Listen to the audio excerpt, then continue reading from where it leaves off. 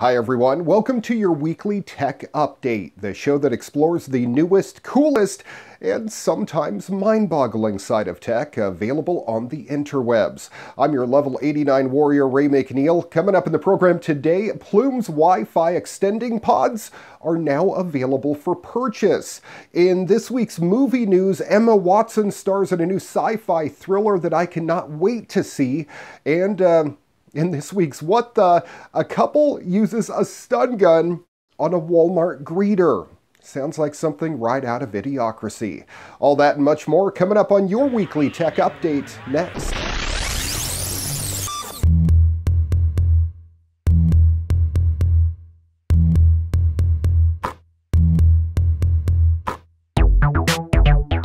Hi everyone, if you're having Wi-Fi issues in certain parts of the home and range extenders and power line adapters just aren't doing the trick, well, there's another option, and it just hit the market. Plume's mesh-based pod Wi-Fi system is now on sale following a pre-order campaign, and like Google Wi-Fi, you place a pod in rooms where you want the internet, and they'll intelligently connect over 2.4 gig and 5 gig bands, providing uniform coverage around the home. Apparently it makes quite a bit of difference.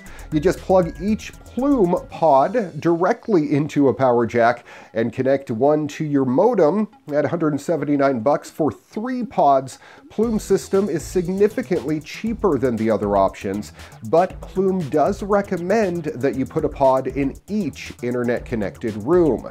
Pods include a single internet jack should you need to go wired as well.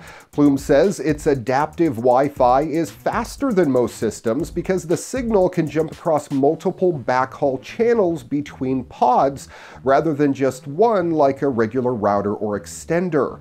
It's managed by a cloud-based system that can adjust traffic patterns for maximum efficiency and optimize speed for, say, Netflix streaming, for instance. The cloud system also reduces the electronics required on each device, keeping costs way down.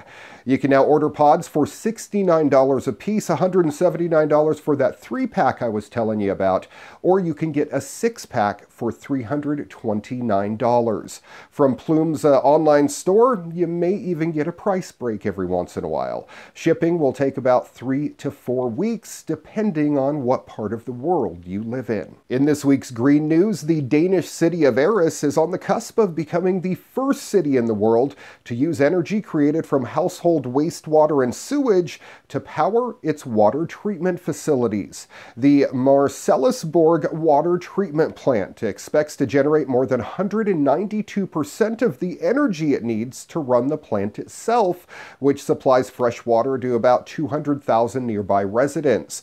The excess electricity will be used to power water pumps to distribute the clean water, and if there's anything left, it'll be funneled back into the utility grid. The water treatment facility's approach to turning sewage into usable electricity centers around biogas. Wastewater and sewage are processed in digesters filled with bacteria, which break down the organic material. It's all kept at 38 degrees Celsius or about 100 degrees Fahrenheit. The wastewater produces biogas that is burned to generate both electricity and heat. While this process is used at many wastewater treatment plants as a means to burn off harmful greenhouse gas emissions, none of them have attempted to harness the electricity for reuse on such a scale. That is, until now. The sewer power upgrades are going to cost about $3.19 million to install. Aarhus water officials believe the new system will pay for itself in just 5 years, thanks to the reduced maintenance costs and the added benefit of selling excess electricity back to the power grid. Meanwhile, other cities in Denmark, like Copenhagen and elsewhere in the world, are looking for ways to duplicate the Aarhus system so that they too can reap the benefits of recycled wastewater energy. I'm very excited to bring you this week's movie news. It looks awesome. If Emma Watson got her hands on a laptop instead of a wand, well, of course, the Harry Potter movies would look much differently.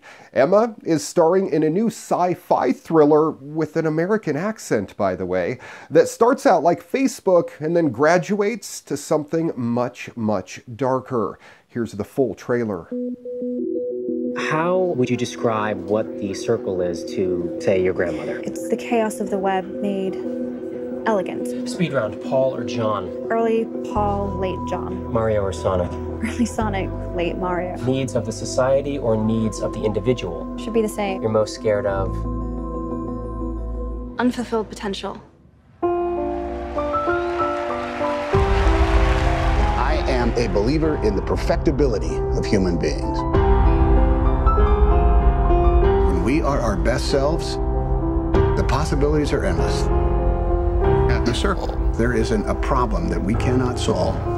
We can cure any disease, and we can end hunger without secrets, without the hoarding of knowledge and information. We can finally realize our potential. Circlers, do you like to share?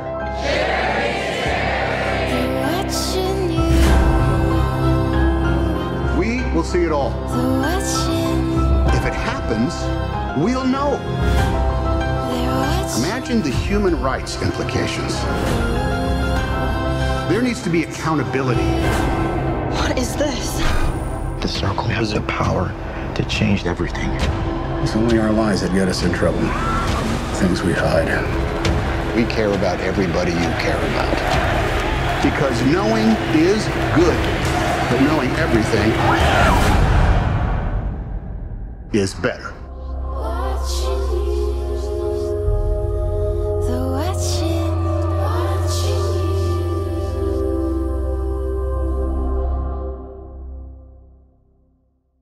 Vivaldi released their latest version, 1.5, recently, accelerating its pace to create a user-centric web browser.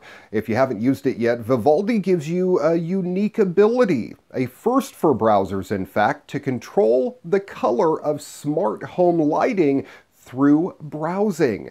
Additionally, this release offers a lot of improvements over previous versions, including being able to drag tabs, stack tabs, and tab selections between windows. Significant highlights include Delta updates, a reader mode, and an automatic screenshot available in Notes. Download Vivaldi 1.5 today from Vivaldi.com. After enabling Hue in Vivaldi theme settings, a tap on the Philips Hue bridge confirms the connection, and selecting which lights Vivaldi should control, well, you're off and running after that. The browser will synchronize your physical surroundings with the color of the web pages that you're looking at.